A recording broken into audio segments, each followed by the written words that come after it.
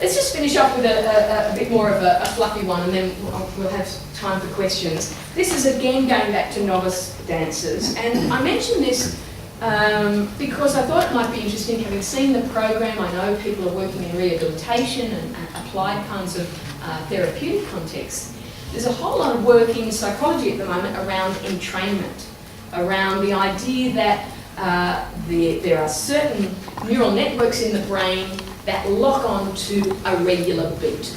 You know, we move to music, we move to groove, and we're getting at the neural underpinnings of that. And this is an experiment where we get novice Psychology 1 students, in fact, to learn a dance pop routine, 32 seconds long. We teach them this pretty banal dance pop routine. And we ask the question, does the full music, when you present the entire music to them with full orchestration, does that actually facilitate the learning? Or is the temporal framework, is just the rhythm enough for them to learn the sequence and to recall the sequence? We know, of course, that dancers use music effectively. You don't need music, but you use it effectively if you present it. And you have the cognitive resources to do that. We know that when people move spontaneously to music, different parts of their body, when it's regular beat-based music, different parts of the body lock on to the metrical structure, and the different levels of the metrical hierarchy are represented in the different parts of the body. Okay, so the head is moving at a slower pace, but a metrical rate compared with the hands and feet. And so we know that music, of course, provides a temporal framework, and it's probably eliciting this entrainment, this oscillation kind of process, this synchronisation that is happening at a neural level. And it may well be one of the reasons that music is adaptive and that dance is adaptive. Moving together in time, synchronising in time, thousands of years ago was probably a very useful kind of behaviour. So we can look at the effect of full music in learning this sequence versus just the rhythm only. So we'll have full music versus rhythm, 2 levels, and then we'll test people, we'll get them all to learn the dance, and then we'll bring them back and ask them to recall the dance, playing them the old music, or just the rhythm, or some new music, which is phrased in exactly the same way, or in a silence condition. And again, we're just looking at dance step accuracy, the actual step and the timing of that step, and we'll get some open-ended kinds of responses as well.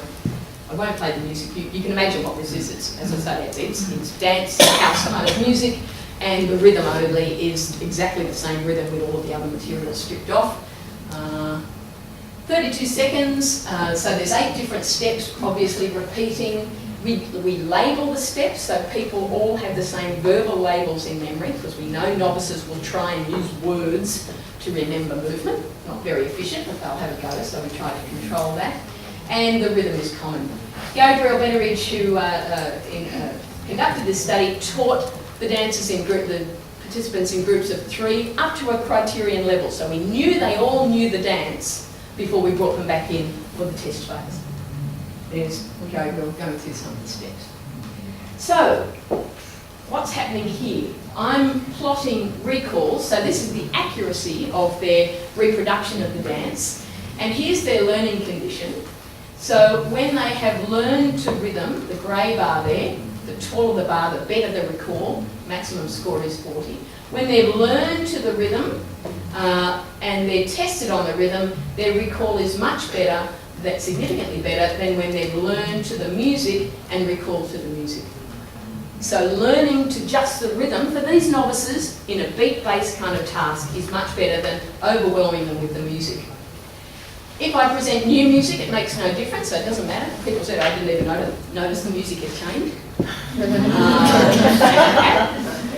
It's cognitive overload, this is demanding stuff. And then the last one here, which is probably the most surprising to me, when people have learned to music and then you test them in silence, the bar's higher. The best recall condition here is silence. And this is why I don't run a dance club, because a psychologist version of if you really want to recall the dance, not going to make for a very interesting dance club. All right, so again, a bit of basic science there, asking the question, you know, is the full music music overloading these novices? Yes, it seems to be that it is. We know that this rhythm, this temporal framework is very important. What had happened with other kinds of music, who knows? This is very beat-based and banal kinds of music, and of course we could look at Dan's expertise. Most of you would nail this, absolutely. But I mention it today just because I think it's very tempting to use the most interesting and the most familiar music in a rehabilitation or therapeutic context, but maybe it's not always going to be the best idea given the cognitive load and cognitive demand if there is a learning kind of element to that.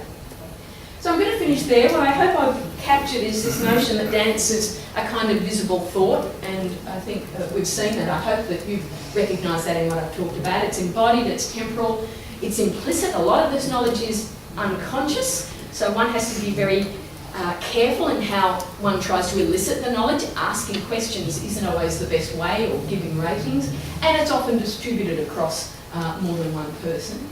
I've tried to capture a range of methods. I think we need quantitative and qualitative methods to get at this rich multimodal kind of knowledge. We've talked about memory as expectations, and they can be developed not only across the lifespan or childhood for children acquiring spoken language, but we can even see it in an experimental session.